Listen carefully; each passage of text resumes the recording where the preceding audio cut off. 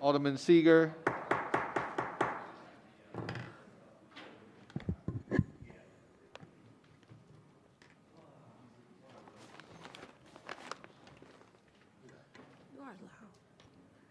We'll have the roll call.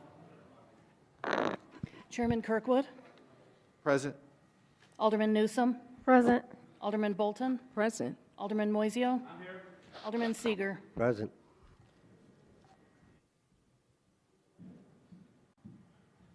What is this now?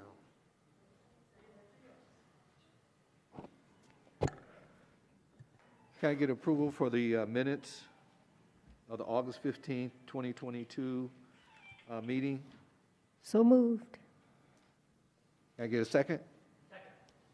Second. First by Alderperson Newsom, second by Moiseo.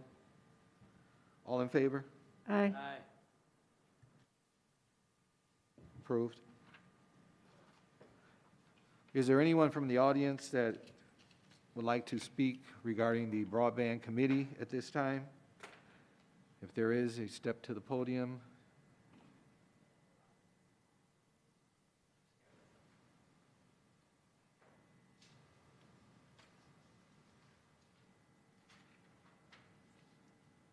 There is none.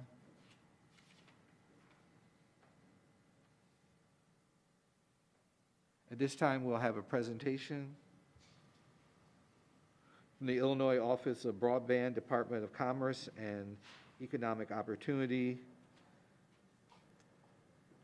of the Governor's Office.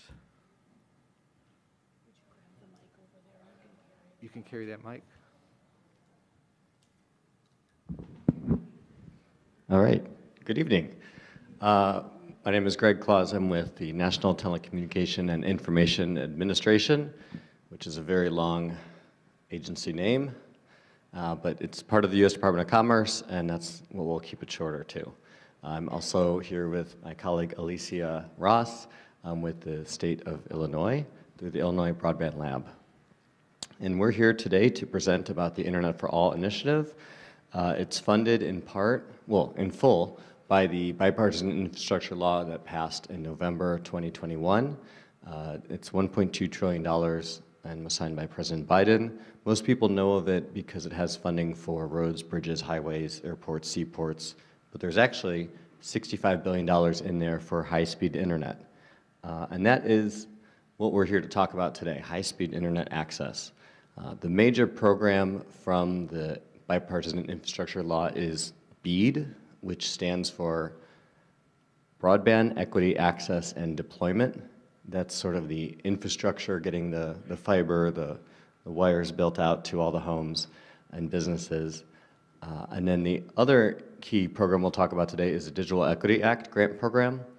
That is, it's one thing to have the fiber to the home or the internet to your home, but it's another thing to have the actual device, the knowledge, the skills to utilize the internet so that you have all of the support to benefit from the transformational powers of the internet. There's a couple other programs in there, but those will be the main two we talk about today. The BEAD program, it's allocated $42.45 billion. That's nationwide. The state allocation has not yet been announced, but it's estimated that Illinois will receive anywhere from $600 million to $1.2 billion. And it's all based on how many unserved and underserved homes there are. And when you're looking at, it's a very technical definition, unserved is considered any location that does not have internet that's 25 megabits download by 3 upload. And an underserved is anything that doesn't have 100 megabits download by 20 upload. And so if you don't know, you could do a speed test at your home, or there is a FCC map that you can type in your address and do a check for either your business or your home. So in this slide, it's a multi-year, at least 5-year grant program, probably going to run a little bit over because it's a really large amount of money and we want to make sure it gets administered correctly and that no one is missed in this whole process. But to show where we are, it's 2023 and the state of Illinois has received $5 million to develop a 5-year plan. So they're in the process right now, and you'll hear in just a moment from Alicia about the state's efforts to engage with all communities, especially unserved and underserved communities, to hear input from them on what issues they have with internet access and how they want the solutions to be solved for them. Once the 5-year plan is complete, the state's going to develop the initial proposal. That's developing the nuts and bolts of how they're going to cover all of the unserved and underserved and how they're going to start subgranting out each of the program areas. And then the implementation will start probably sometime in 2024 and will continue on for at least 4 years. So our program, it's funded at the federal level, but the money goes directly to the state of Illinois, and then the state of Illinois subgrants it out with their own grant program. Eligible subgrantees include your traditional internet service providers like Comcast, AT&T, Verizon. They can also include local co-ops, telephone co-ops, even some municipalities have been involved in delivering broadband to their residents. That's an option. County governments can also do the same, and a whole bunch of other varieties there. We're not trying to prescribe what solutions look like. It's a local decision-making process on what the local solutions are that are going to best serve your area. This slide just talks about how the allocation will be divvied up. It's all based on how many unserved and underserved locations there are, and they'll run it based on those locations on June 30th of this year. And our funding has to be used to cover exactly that. First, unserved. That's, again, anyone who is less than 25 by 3. Then underserved, anything less than 100 by 20. And if there's money left over in the state's budget, then they get to cover any community anchor institutions. So municipal buildings, churches, schools, the Rotary building, all of those major community anchor institutions. Our program, anyone who receives funding from our program, including all of those providers I mentioned and anyone who applies, they do have to have an affordability component.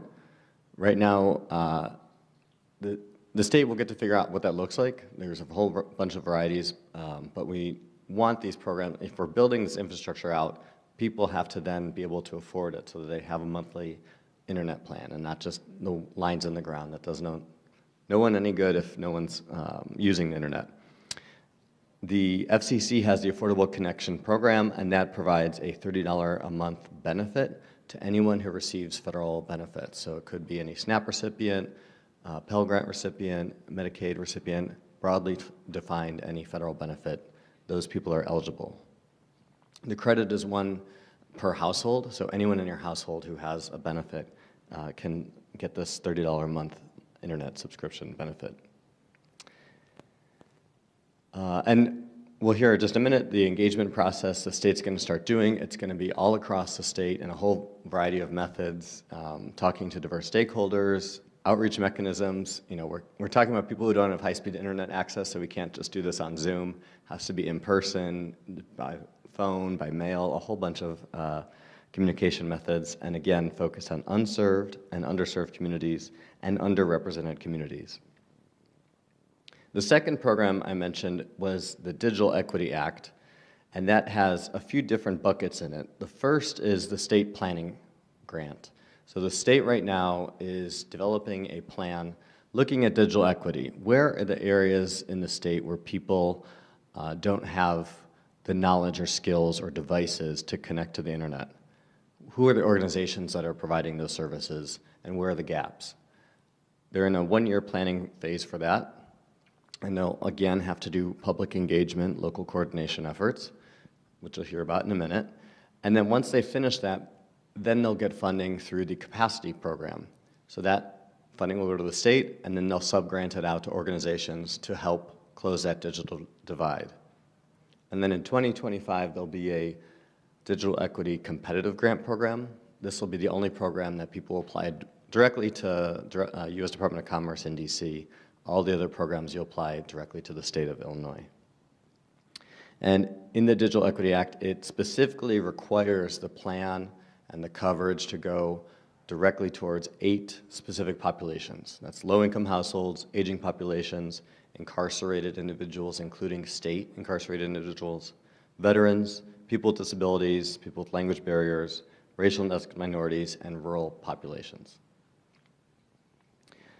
These two programs together, both the BEAD and digital equity programs, in 5 years, what we're trying to do is make sure that every home and business is covered with internet access, so they have the actual internet connection, but that it's affordable so that they can have a monthly bill that they're paying and using the internet, and that equal adoption across the entire state, across the country.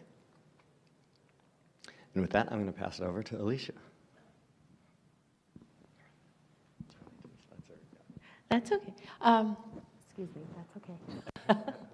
Good evening. My name is Alicia Ross again. Thank you for having us. I am with the Office of Broadband, specifically with the Illinois Broadband Lab. We have been doing some consistent engagement with our communities. We are meeting with stakeholders, specifically with government stakeholders, local stakeholders as yourself, as well as county, throughout the state.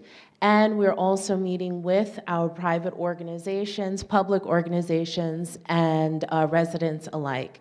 We have been partnering with several organizations, including the City of Chicago, which has just launched their digital equity program, as well as Cook County, which has also launched their digital equity program. I'm actually going to sit. This is his computer. Okay, so here you'll see explanation. Sometimes some may have heard Office of Broadband, IOB, or Illinois Broadband Lab. The Illinois Broadband Lab, we're housed in the Office of the Vice President of Economic Development and Innovation, but we have our partnerships with University of Illinois System, the Illinois Office of Innovation and Technology, and the University of Illinois Extension. And this is where we're doing the gust of the work with the communities.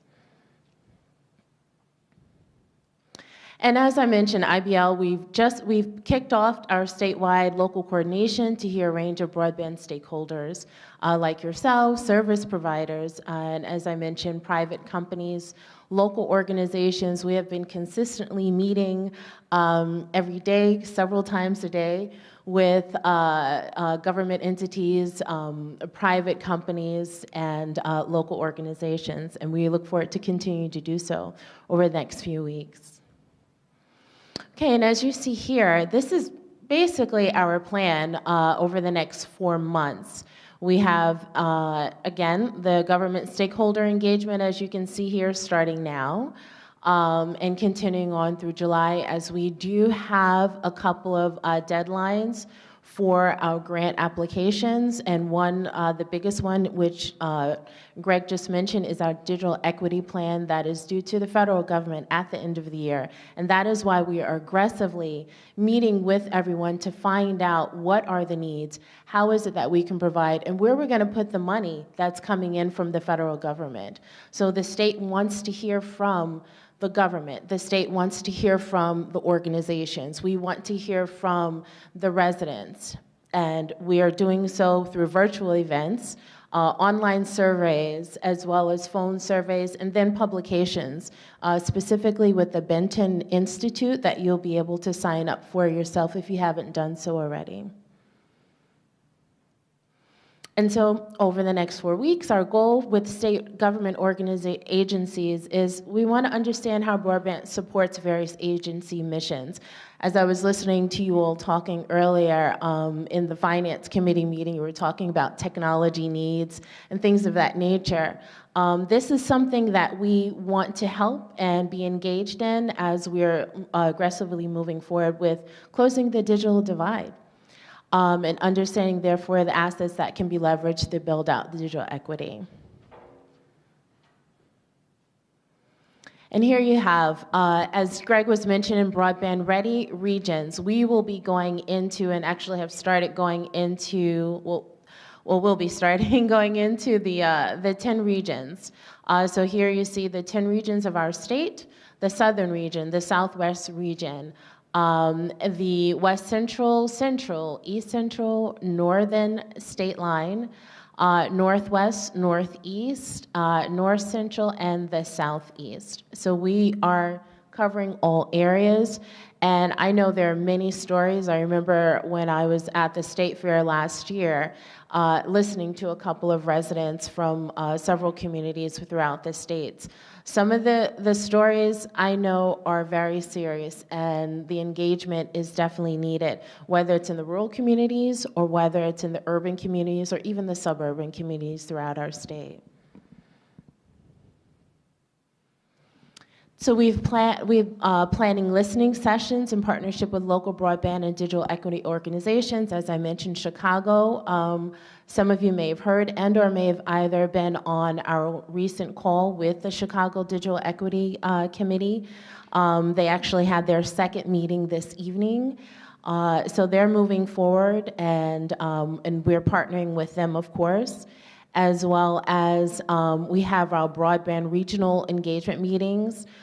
For example, today I had a meeting with northern region, which includes the Northeast, Northwest, and well as here in your area here. And of course, the academic institutions. So, for example, on the call was NIU and Chicago State University. And this is where we can be found. So please, if you would like, you can use your phone to take a picture or to use the insert up there and get in contact with us. Keep in contact with us because we want to hear from you. We want to know what is it that we can do, how can we partner with you, how can we make this area, this community broadband ready and accessible. And we want you all to come and join us in our meetings as well as tell your residents to join in some of the meetings. We have the Digital Equity Coalition calls, which are monthly, the beginning of the month on Fridays. And there you will hear people, organizations, you'll hear from residents, and then of course ourselves talking about what we're doing. But it's a share session. So again, we're doing listening in person, we're doing virtual, as well as surveys, because we'd like to hear what are the needs, and then we want to put that money that Greg is giving us to good use. So thank you for having us. If you have any questions. Yes. Are there any questions? Alderman Flora? Thank you. Thank you for your presentation. Thank you for doing this work. This is vital to moving the community forward, the state forward, I believe. I do have a question. When you, early on, I forget your name, I'm sorry, you were talking about the nonprofits that you were going to work with, and you mentioned churches. Is that, did you mean to say that? In, I think the slide, for community anchor institutions. Yes, I don't think it was listed as one of the things, but you mentioned it, so. So certain nonprofits can be. If a church has a nonprofit arm, Yeah. sure. Nonprofits are eligible, and it'll be further, I can provide more detail on it. If there's a nonprofit arm of the church, that would be an eligible. Okay, Yeah. so it's not just like every church that'll be able to. Correct, I should Okay, have clarified all that, right. Just wanted clarity on that, thank you.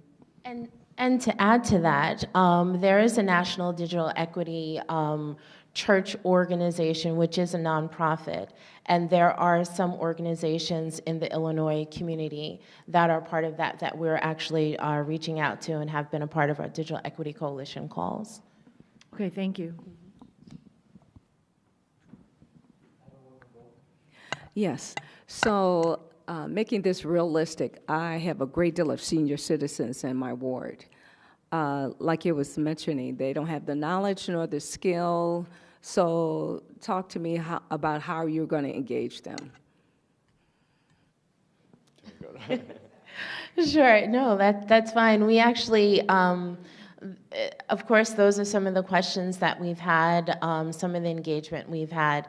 What we're doing is when we're meeting with organizations, local government agencies, we're asking you all, what can we do to help you to train the trainer, if you will?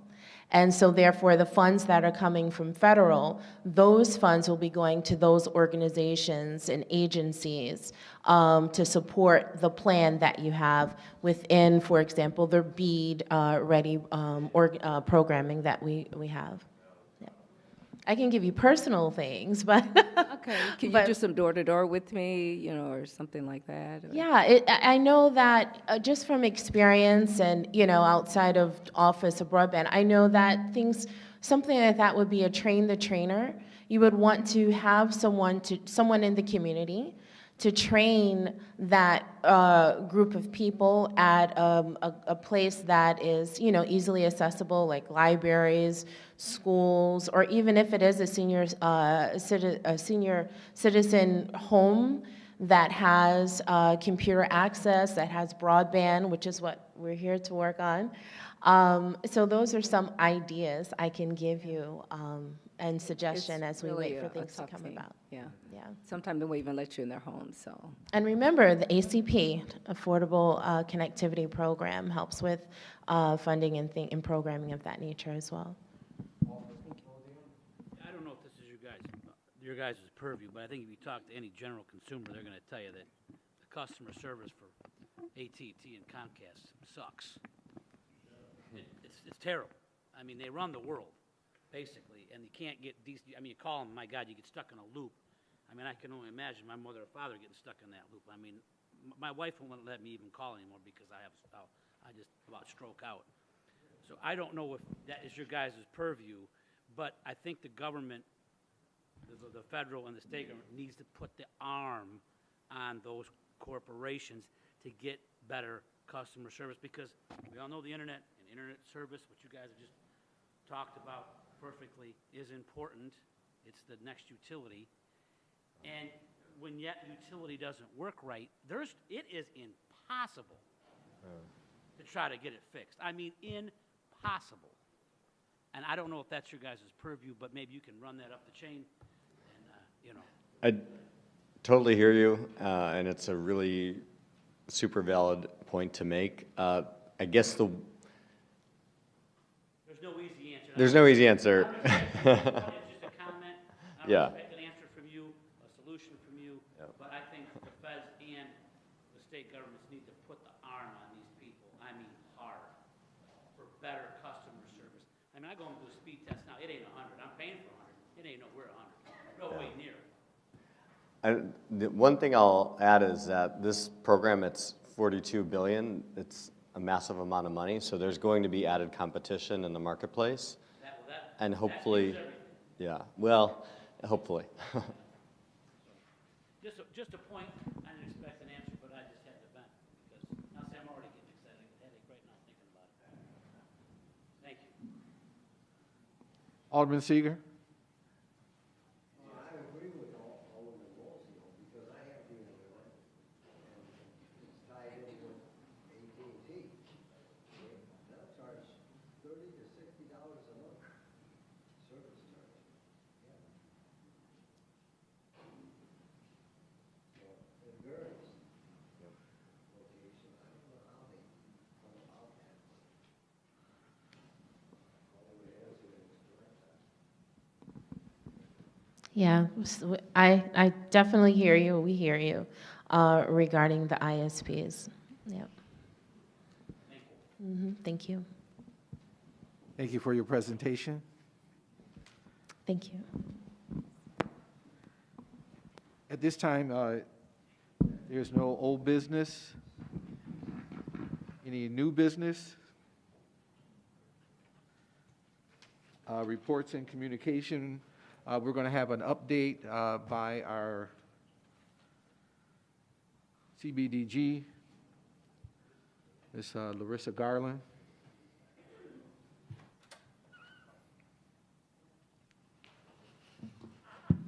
Good evening, everyone. So CDBG has been working with Connect Waukegan to address the community facilities and infrastructure goal that was identified in the 2020 to 2024 consolidated plan. So for program year 2022, we funded their program for $50,000. The purpose of this program was to hire a digital navigator to administer a program to assist community members in signing up for, she mentioned it, the Affordable Connectivity Program.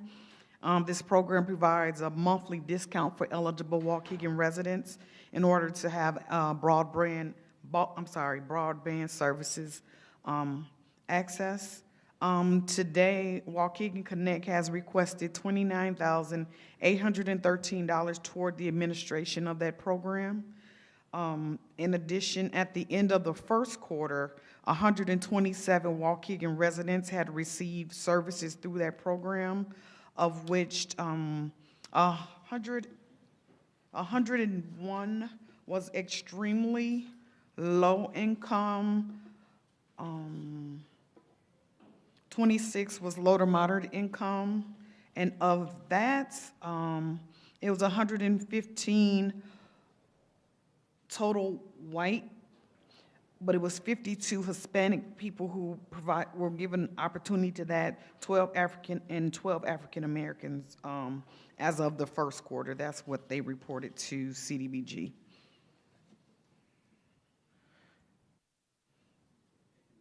Mm-hmm.